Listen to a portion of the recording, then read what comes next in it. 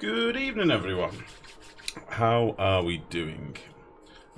We are back. We're back with some more Oni, and the occupational upgrade has just gone live. We are on build 254439. Interesting. Let's just let this run a second. Let me just check I'm not in debug. No, I'm not. Yeah, the update has gone live. All my crops are halted. Saying I've got no dirt. But I have many dirts. Okay. Okay, I've literally not touched this base since the last stream. So if you remember, we were trying to build this power grid up at the north of the base. It seems my farmers have been slacking off a little bit. We've got quite an expansive base now, but we're still on oxygen. Algae deoxidizers for oxygen. So we need to get that fixed. We have a new sexy jobs board, which is nice. And I'm just going to read the patch notes just to see if anything has drastically changed. So, bear with me 1 second. Here we are. So, new jobs board. Build a jobs board from the stations tab to unlock the new job assignments tree. Okay. Revamped jobs panel. I'll have a look at that in a minute. New job perks. Attribute boosts. Okay. Hats. Yes, hats. Farm station. Power control station. We're going to look at power stations today, possibly. So we'll do that. Creating a rec room. What we knew about that. Expanded automation. Conveyor rails, loader and receptacle, auto sweeper, conveyor overlay, smart battery, smart storage locker, smart fridge. Disease logic sensors. We've not used those yet, but I have seen there in the game. Steam turbine. Don't get me started on the steam turbine. I've been doing a lot of tinkering with it the last few days. I have managed to get a build working. My god, did it take some time. Food and plant rebalances. Plants been tweaked for more rewarding farming overall. Realize require fertilization. Okay, we know all this stuff. Performance enhancements, tons of bug fixes. Okay. Priorities. During the occupational upgrades public preview, we experimented with a new priority system. After seeing the changes in all the different scenarios we saw in testing, we weren't happy with the results, so we rolled back to the existing priority system. An easier and less fiddly solution to having duplicates operate your base in the way you want is still an important goal for us. However, we believe we can do better, so we'll tackle this problem in the future. Yeah, that's probably for the best. Right, change list. Roles we know about, buildings we know about, fixes and updates, that's what I'm interested in. World sim speed increased by 20%, meaning liquids and gases can flow up to 20% faster. Fix several issues with simulation being frame rate dependent, that's cool, that's going to fix quite a few things. Job permission screen can now be found at the bottom of the new roles screen, okay. Several buildings now have large capacities to reduce the frequency at which they need to be refilled, very good. High wattage wires can only be built by power technicians. Okay. Batteries now lose their charge over time. All batteries or just smart batteries, I wonder. That's interesting. We'll need to check that. Density displacement due to two vertically adjacent cells having the same element now should preserve energy. Ooh. Good evening, by the way. Sorry. Space Panda. Good evening. How are you? Later. Good evening. Is it live now? I still need to choose betas. It seems to be live now. My Steam just updated automatically and I'm on it straight away. So we're just going to go through the notes and then we'll get into playing the game. I'm trying to get my head around this. Density displacement due to two vertically adjacent cells having the same element now should preserve energy. Okay. Health debuff should only start occurring if your dupe has less than 85% health. That's kind of cool. Clean up reservations when a tinkerable is destroyed. Fixes the bug where duplicates would tinker too much and end up with a big pile of tools at the foot of the tinker station. Right, okay. Rottables properly end the eat chore when they rot, fixing duplicates having permanent food quality and calorie modifiers if food rots while eating. Research centre should no longer complain about no research being selected if there's nothing left to research. Yeah, we noticed that in the last stream or stream before. That's good. I like that. That's probably the best change for me so far. Fixed an issue where the suit helmets sometimes have the wrong rotation. Okay.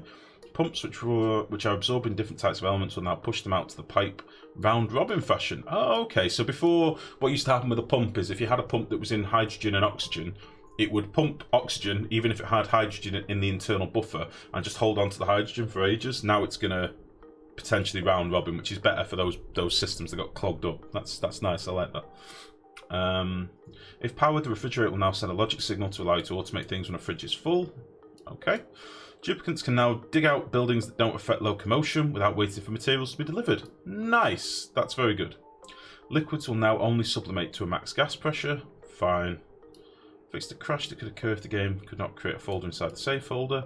Okay. Liquid density displacement only does a temperature exchange, or it can result in liquid mass sloshing around a lot, causing very noticeably weird surface oscillations. Oh, that'll be like if you dropped pure water into polluted water and it starts splashing around. I think I know what they're talking about. Hovering the health bar of a dupe should now display their health. Good. Liquid surface should no longer be as aliased. Okay, we'll have a look at that in a minute.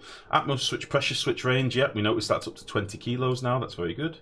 Wire bridges now show up in the power overlay. Very good. Tiles can no longer be built on top of temp shift plates. We know about that. That sucks a little bit, but not the end of the world. Vitals panels should now list expectations. That's very handy. Fix the crash that could occur when placing wires and pipes. Light sources should properly update which tiles are lit at the edge of their radius when tiles are dug out. Very good. Fix the crash that could occur when placing buildings at the edge of the map. Fix chores not displaying tooltips. Fix the crash that could occur if a door was destroyed the frame after it received a logic signal. Now, I have noticed this. I've had this crash a lot in debug. One of the things I've been doing the last couple of evenings is tinkering with the new steam turbine and getting a working build for it. And it has a lot of doors in it. And what was basically happening was I'd noticed in the temperature overlay, all of a sudden my doors had dropped to like minus 50 degrees, and then I'd crash as soon as I clicked on the door. So that's what this was. So that's good.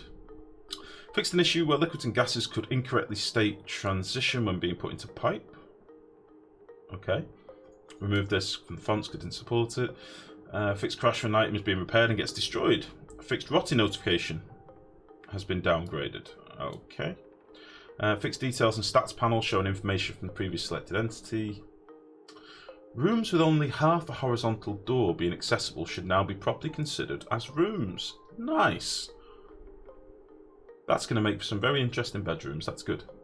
And also farming rooms. We need to remember that. Rooms with only half a horizontal door being accessible should now be properly considered as rooms.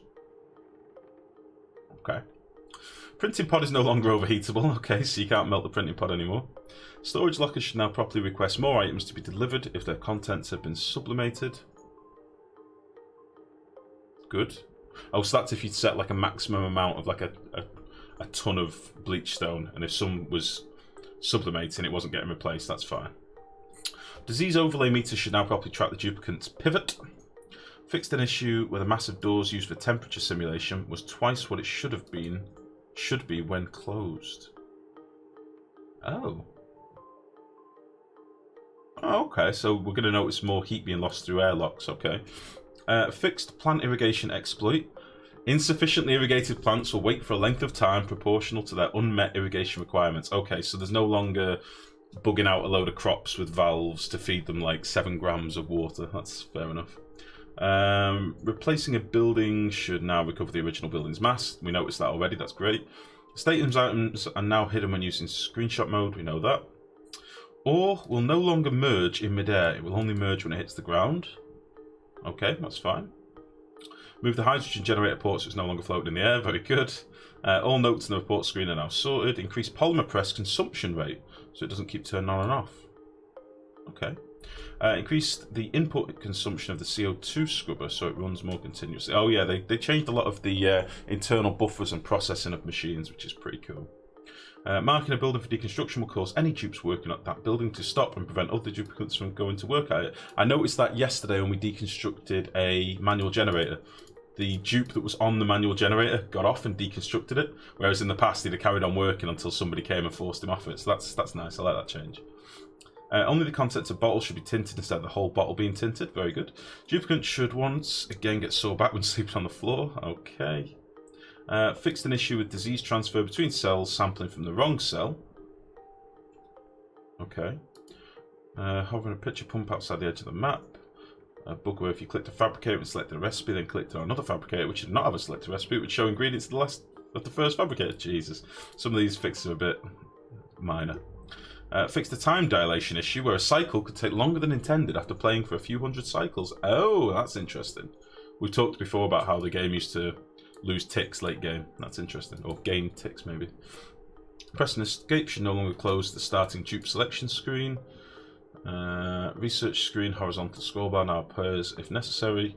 Reduce the amount of DX11 features used by the game, which should make it possible to run on more DX10 cards. Okay. Fixed a crash that would occur if ore was destroyed by the game and melted by the simulation on the same tick. Okay.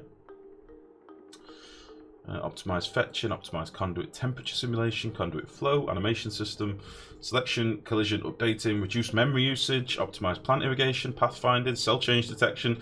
Nice. I was just complaining in Discord about, I wonder whether they, whether our optimizations disappear in this update. It seems they've made sure not. That's good. Wonder if the dilated time is fixed when it's sped up. I think that's what it was, Panda. Welcome to the stream, by the way, buddy. I did notice you you followed before the stream. Welcome, buddy.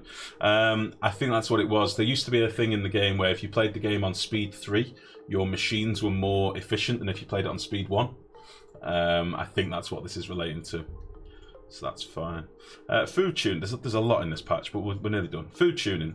Cooked foods no longer have fewer calories than raw ingredients. Generally, cooking adds 250 to 500 calories. Muck change from 1,000 to 800. Meal ice change from 100 to 600. But mealwood plant yield change from 8 to 1. Oh. And quality changes from -3 to -1. So, okay. So we're now getting less calories per mealwood plant. So, whereas originally we were getting 6 plants... Wait, no, we were getting 8 meal lice at 100 calories. So we're getting 800 kilocalories. Now we get 600 kilocalories, but only 1 meal lice. It's not a big change. Bristleberries are 1600 kilocalories. Plant yield change from 2 to 1. Growth time increase from 4 to 6 cycles. Quality change from -1 to 0. If you fix a lot of things, it can affect other things, so we can get new bugs. Yeah, it's always the way later. Always the way, buddy. Made much easier to satisfy temperature and water requirements, though. Mushrooms change from 16. Ooh. Plant yield change from 2 to 1. Okay, so growth time reduced from 10 to 7.5. Mushrooms going to be the way to go, I think. Sleep wheat grain yield changed from 25 to 18. Growth time reduced from 20 to 18. That seems negligible. Pinch peppermint growth time reduced from 22 to 8 cycles. That's quite a change. That's good. Fruitcake quality change from -1 to +3. Fruitcake. Stuffed berry. Wow, we do get a lot more for cooking our food. We need to process food, don't we? I think it's going to be mushrooms, all being well. Fried mushrooms change from 1,000 to 2,800 kilocalories. That's not bad. We'll have a few different types of food, but I think mushrooms are going to form a big basis. Plant requirement tuning. Reduce bristle blossom water requirement from 80 kilos to 20 kilos per cycle. Increased bristle blossom overheat temperature from 23 to 30. Added 10 kilograms of cycle dirt requirement to mealwoods. Yeah, that's why we need to get off mealwoods soon. Bonus seed drop rate from harvesting plants reduced from 33 default to 10. Value is increasable by farmer job level. Okay. That's not bad at all. That's a lot of food tuning. The spoil count will change drastically with that numerical difference. I would say so, yeah. Interesting. Right, okay. Let's go back to Annie. So, that being said, that is the changes. A lot of those I'm going to forget. A lot of them will probably be fixed and tweaked over the next few days anyway. In the interim, I need to get my meal lice being harvested and check what my farmers are up to. So, first thing I'm going to do, job screen. Is this going to crash? Oh, they fixed a lot of the lag. Nice. Farmers. I have 2 farmers at the minute. We've got Max and Lyra. I just want Max doing farming. And I just want Lyra doing farming as well. We'll just get them on farming and... I think that'll do. We need these crops tending to. We're going to wait for this to get finished, and then I'm going to map out a few things that we want to do today. Namely, get into our mushroom crops as well. That's going to be one of the first things to do. I'm hoping we'll get less crashes and less bugs and stuff, but we'll see. Mealwood is still decent for starting, and bristleberry is a good staple. Good evening, Grind This Game. How's it going, buddy? How are you? Yeah, meal lights are fine for early. I'm not bothered about dirt. I never really care about dirt. We've still got 128 tons of dirt left, so we're fine. It's more I want to get off them as soon as possible. I want to get some different foods in the base, and as we just read, the calorie counts now that we get are massive, so why not? We're down to 5 tons of algae, so I do want to carry on digging out this slime biome today as well. Get a bit of algae back as a buffer, and then we're going to look at getting a electrolyzer set up soon. I was hoping we would have a thermo nullifier nearby, because I kind of want to do some tinkering with the nullifier. I'm not sure if we had. We might have one up. Oh yeah, we've got one here. Got a thermo nullifier up here. It's a bit far from the base, but we could do a. Oh, it's not too far actually. We might build an oxygen setup in here. That's what we might do. Doing well, thanks. Good to hear, buddy. Good to hear. Have you managed to get yourself a working steam turbine build yet? Because I've been playing with one winter the last few days. I finally got one working. It's on the forums if you want to have a nosy. It's working with magma, and it's not all that sustainable, unfortunately, but it is a working build. I'm glad that I finally got something going. That's why you ended up here. How do you mean, Panda? Off the forums? Or off Winter's channel, you mean?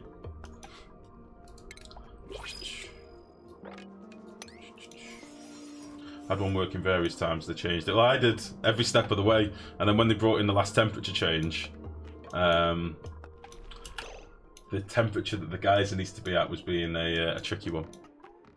Oh, the forums. Oh, well, let's say welcome space. I was always going to build them down in the magma. Yeah, the only problem with that is, and that's the problem I'm experiencing with my build now, is, in fact, let me show you. For those that might not have seen on the forums, I'll quickly show you. I'm experiencing overheating, since it's an untapped resource. Yeah, but it's finite, that's the problem. It's a bit of a tricky one. I'll show you now the problems I was having. I'm not in debug, so it might be... I'm hoping I've revealed this area of the map. I think I will have done. But what I'm basically struggling with now, because we don't have thermo switches that can go up to the power, go up to the temperature ranges that we want, it's very hard to have a system that toggles off when it's, say, 300 degrees. That's what I'm struggling with. So this is the dirt bind. There's a thread on the forums explaining this and going through it in pictures, but basically, it's just 2 boiler rooms. We've got an upper chamber that's boiling water, turns it into steam, and then these mechanized airlocks basically push the steam down to the bottom chamber, and then the bottom chamber basically has magma in it or igneous rock, and I've just done a couple of airlocks here to show how you could dig it out and top it back up when it ran out of heat, but we're still currently at like 700 degrees in this igneous rock, so that's fine. The steam then gets pumped down to the bottom side, and then at various intervals throughout the day with these switches here, so it's about to happen now, at 0, 20, 40, 60 and 80% of the day, so these little green tabs you can see here, it toggles on, and then we push a load of steam down here. Okay, so that'll let a load of steam in, and then the top one will shut. You can actually look at the automation, it's probably easier. Ah shit, I've not got research on this, so I can't look at the automation. This was all built in debug, so without having debug enabled, I can't get my automation tab open.